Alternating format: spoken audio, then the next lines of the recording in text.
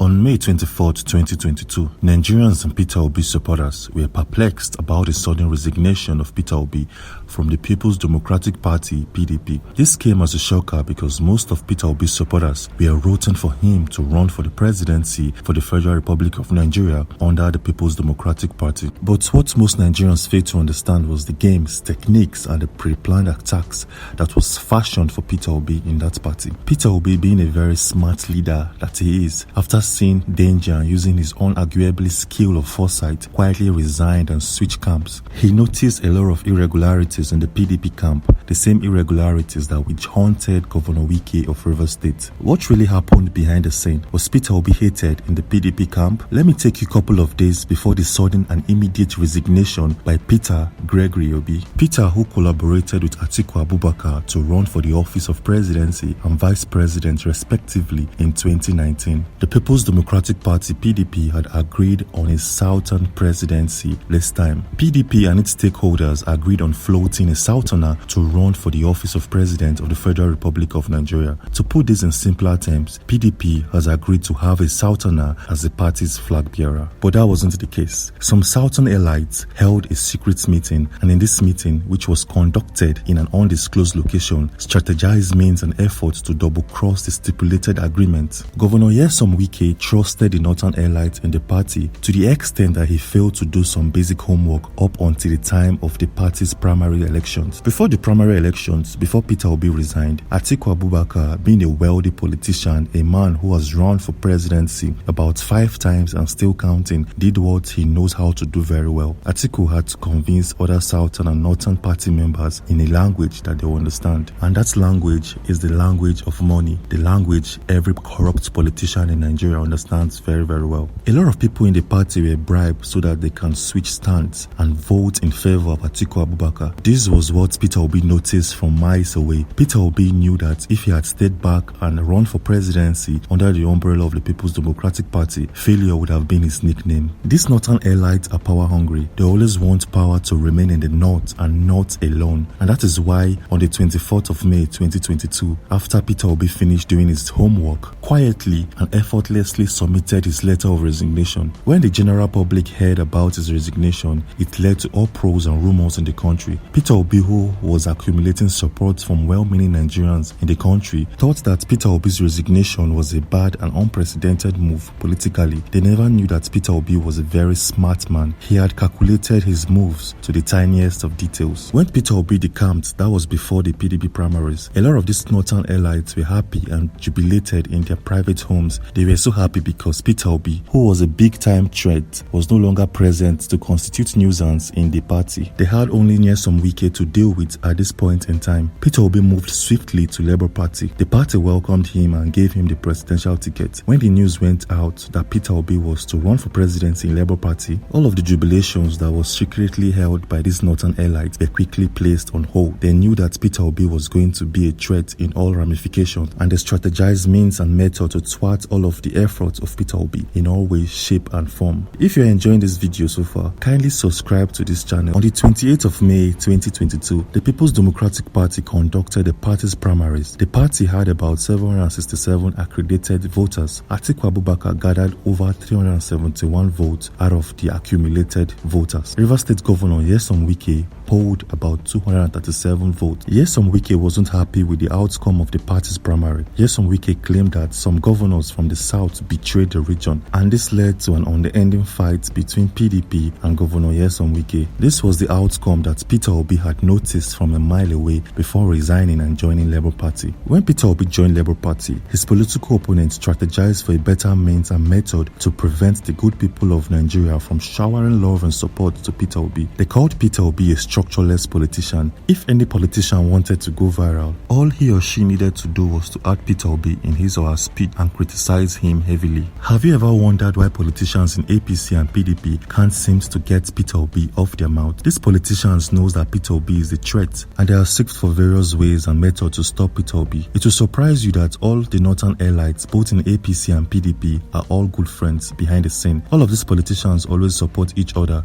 Peter Obi has been called all forms of names because of his threat he possesses. All politicians in APC and PDP always throw shades at Peter Obi. Why is Peter Obi the most feared politician at the moment? Peter Obi, who was to contest for presidency under PDP, quickly switched his allegiance from PDP down to Labour Party. Peter Obi, who is a man who has been keeping Nigerian politicians on their toes. This man has exposed a lot of wrongdoings in the country. Peter Obi, who is firmly against corruption, is being feared by all of the corrupt politicians in the country. They all know that if Peter Obi becomes the president of Nigeria, he's going to greatly checkmate all of the activities of these corrupt leaders. So what is the best way to stop him? The best way, according to these corrupt politicians, is to talk negatively about Peter Obi. They have set roadblocks for him. No day will pass without the paid Twitter champion named Reno Mokre dropping tweets that castigate or throw shades at Peter Obi. Reno Mokre has been paid massively to attack Peter Obi, the same Reno Mokre who said that Peter Obi is the man who is going to change Nigeria from bad to better. All of a sudden, Reno Mokre is now talking bad of Peter Obi. This only shows that Reno Mokre is working in favor of these corrupt politicians, and Reno Mokre is doing all of these things to put food on his table.